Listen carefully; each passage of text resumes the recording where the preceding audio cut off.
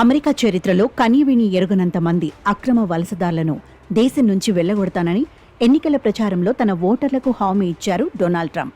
అందుకు అనుగుణంగా ఆయన చేస్తున్న ప్రయత్నాలు, తీసుకుంటున్న నిర్ణయాలు అత్యంత వివాదాస్పదమవుతున్నాయి.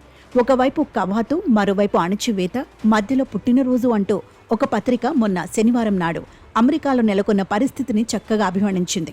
ఆర్మీ 250వ వార్షికోత్సవం, ట్రంప్ పుట్టినరోజు కూడా ఆనాడే కావడంతో అమెరికా వ్యాప్తంగా భారీ నిరసనలతో నో కింగ్స్ ఉద్యమాన్ని పతాక స్థాయికి తీసుకుపోవాలని నిరసనకారులు నిర్ణయించడంతో ఊహించినట్టుగానే ప్రదర్శనలు హింసాయుతంగా మారాయి. 50 రాష్ట్రాల్లోని 2000 పైచిలుకు ప్రాంతాల్లో నిర్వహించిన నిరసన కార్యక్రమాల్లో లక్షలాది మంది పాల్గొన్నారు. వీధులు, పార్కులు, బహిరంగ స్థలాలు అన్ని చోట్ల జనం నిండిపోయారని, మహానగరాల నుంచి చిన్న పట్టణాల వరకు జనం ర్యాలీలు నిర్వహించి అద్భుతమైన నినాదాలతో ట్రంప్ నిరంకుశత్వాన్ని చీల్చి చెండాడారని వార్తలు వచ్చాయి.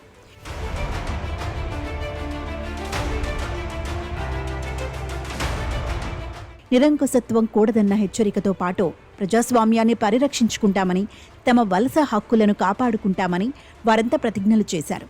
ఆ ఒక్కరోజే 1,20,00,000 మంది నిరసనల్లో పాల్గొనడంతో ట్రంప్ దిగొచ్చే వరకు ఈ తరహా ఆందోళనలు కొనసాగుతూనే ఉంటాయని నో కింగ్స్ కోయిలిషన్ నిర్వాహకులు ఉత్సాహంగా ప్రకటించారు. ట్రంప్ సహజంగానే ఈ తిరుగుబాటును సహించలేకపోయారు. తలెగిరేసిన వారందరినీ కటకటాల్లోకి త్రోసేయాలని, ట్రంప్ మస్ట్ గో అన్న ప్రతి వ్యక్తిని దేశం నుంచి గింటేయాలని ఆయన సంకల్పించారు. ఈ భారీ నిరసన ప్రదర్శన జరిగిన మర్నాడే అమెరికా అధ్యక్షుడు తన ఇమిగ్రేషన్ అధికారులకు విస్పష్టమైన ఆదేశాలు జారీ చేస్తూ విపక్షం మీద తీవ్రంగా విరుచుకుపడ్డారు.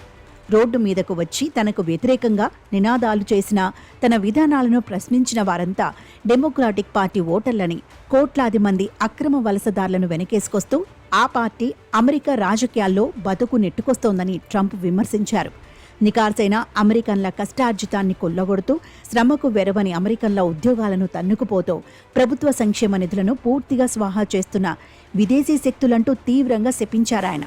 వారిని ఏరివేస్తున్నందుకు, అమెరికాను ఇమ్మిగ్రేషన్ అధికారులు జల్లెడపడుతున్నందుకు అసలు సిసలు అమెరికన్లు ఆనందిస్తున్నారని, జేజేలు పలుకుతున్నారని ఆయన చెప్పుకొచ్చారు.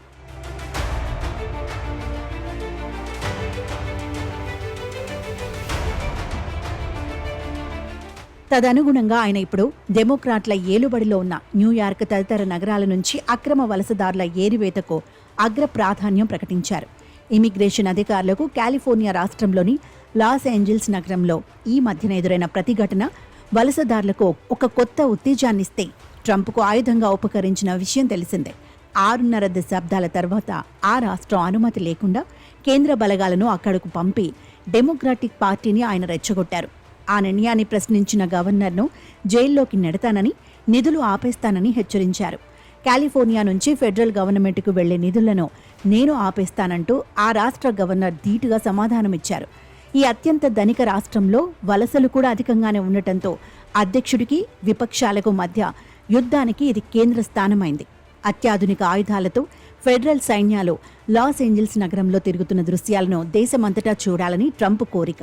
విదేశీ చొరబాటు శక్తుల నుంచి తన ప్రజలను కాపాడటానికి న్యాయస్థానాల్లో పోరాడతానని, ఎన్ని చట్టాలనైనా ఉల్లంఘిస్తానని ఆయన ప్రకటిస్తున్నారు.